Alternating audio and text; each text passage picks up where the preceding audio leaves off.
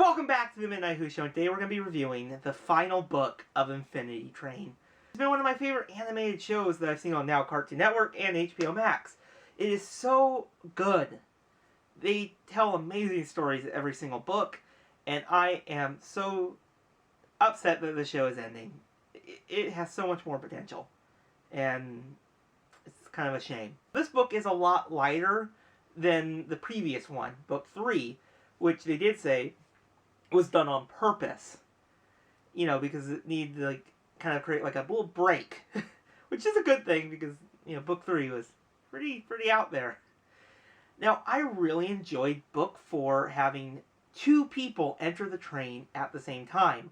Now, they are best friends, Ryan and Min, and they've kind of drifted apart. And I really enjoyed how in the first episode, they kind of showed that. They show with the progression of how they were always together and then they slowly drifted apart. They still share their love of music, but each of them have a different goal in their life. And it's kind of a really good portrayal of how sometimes friends do drift apart, and I think they did a really good job with it.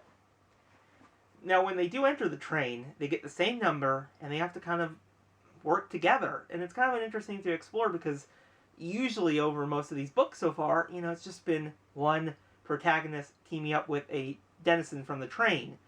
They at least change it up a little bit, which I think is such a cool idea. Now, their little denizen from the train this book is Kez, who is a floating service bell, which is definitely adds some really great moments to this.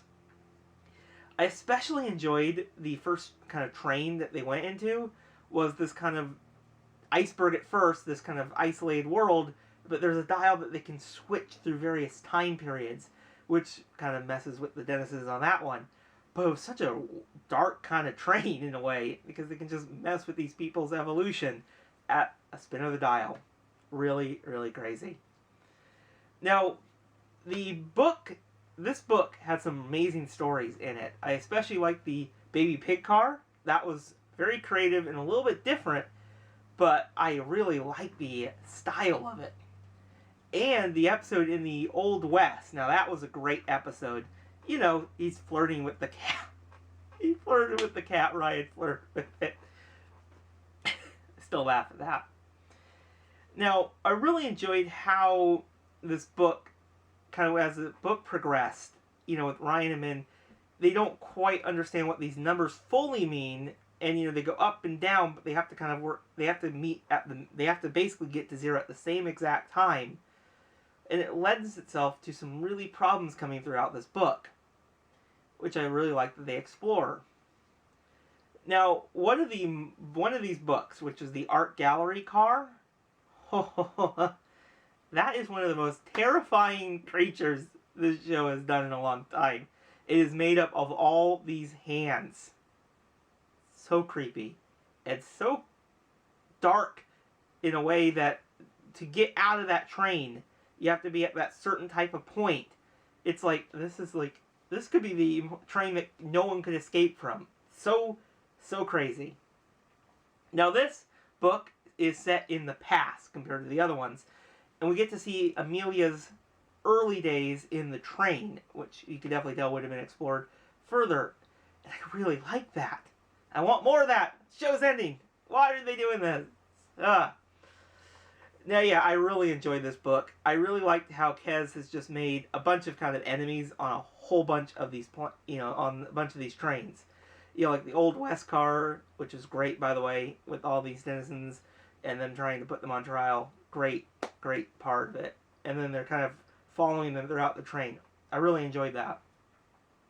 Now, the castle at the end, where everyone kind of converges onto, I really liked it, and we get to see a lot more Kez and how she got to that. I really liked it.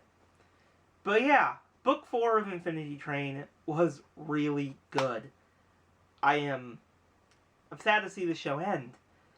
Over these 4 books, I have seen some amazing storytelling, some great animation, and some really good exploration of human issues. And it's a shame not to see the show continue. And, I really liked how this book ended. They had a little song, they reunited, and they sang the song Train to Nowhere. But yeah, this is another fabulous book of Infinity Train. and it's sadly the last one. But I hope one day in the future maybe we'll see book 5 in some form.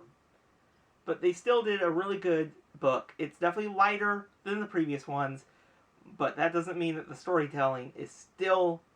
But that doesn't mean that the storytelling is a lot weaker. No. It's still strong and has some great character developments between Ryan and Ming and their Kez, the floating service spell. So tell me your guys' thoughts on Infinity Train Book 4 in the comments below. Are you sad to see the show end? And do you want to see more of it? Let me know in the comments, and I'll see you guys in the next video. Bye, everyone.